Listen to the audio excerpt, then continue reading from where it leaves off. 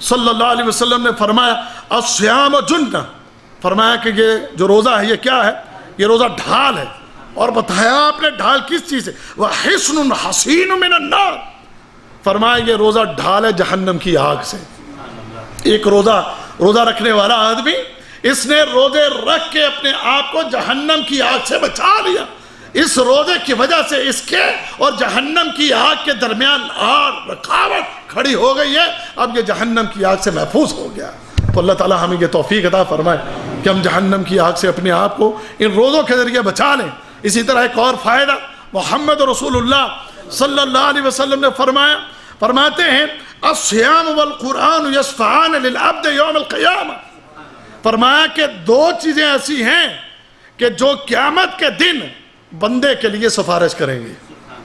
دو چیزیں ایسی ہیں کہ جو بندے، دیکھیں چیزیں اور بھی ہیں لیکن یہ دو اہم چیزیں، فرمایا کہ یہ بندے کے لیے قیامت کے دن شفاعت کریں گے، سفارش کریں گے. وہ کیا ہے؟ فرمایا اللہ کے نبی صلی اللہ علیہ وسلم نے یقول الصیام، نمبر ایک کیا ہے؟ ایک روزہ. فرمایا ایک روزہ اور قرآن یہ دونوں کیا ہیں؟ یہ دونوں یشفعان، یہ دونوں سفارش کریں گے. اور سفارش کس طرح کریں گے؟ فرمایا یقول الصیام، روزہ کہے گا اے ربی. انداز جو بیان کیا گیا نا بڑا پیارا انداز ہے، مشائخ سے سنیں آپ، پوچھے ذرا اے ربی، اللہ کی قسم ہے میرے رب ہے. یہ انداز ہے. کون کہہ رہا ہے؟ روزہ کہہ رہا ہے اے ربی، اللہ کی قسم ہے میرے رب. اچھا کس کے لیے کہہ رہا ہے؟ روزے دار کے لیے کہہ رہا ہے.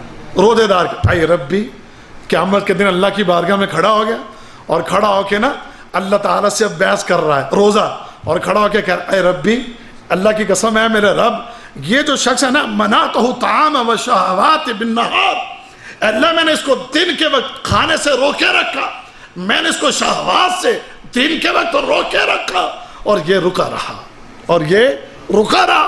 میں نے اس کو روکے رکھا کہ نہ کھائے نہ پیے اور شہوات کے کاموں سے یہ رکا رہا. اللہ اکبر. وہ کہے گا اللہ فشفعنی فیہ، اس کے لیے کیا کرے گا؟ اس کے لیے سفارش کرے گا.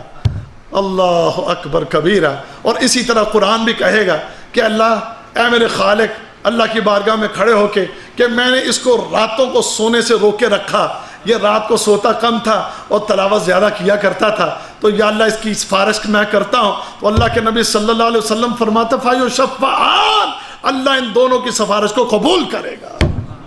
اللہ تعالیٰ ان دونوں کی سفارش کو قبول کر لے گا اور سفارش کو قبول کر کے جنت میں داخل کر دے گا.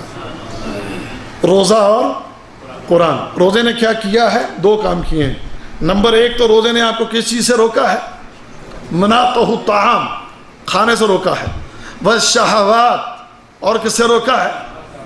شہوت کے جو کام ہیں. کیا خیال ہے یہ روزہ رکھ کے فلم دیکھنا کیسا ہے؟ دیکھ لینی چاہیے. روزہ رکھ کے گانا سننا کیسا ہے؟ دیکھ لینا، سن لینا چاہیے. اچھا روزہ رکھ کے لڑنا کیسا ہے؟ لڑ لینا چاہیے. روزہ رکھ کے گالی دینا کیسا ہے؟ دے لینی چاہیے. روزہ رکھ کے زیادتی اور ظلم کرنا کیسا ہے؟ کر لینا چاہیے. کیونکہ روزہ تو صرف خالی پیٹ کا نام ہے نا.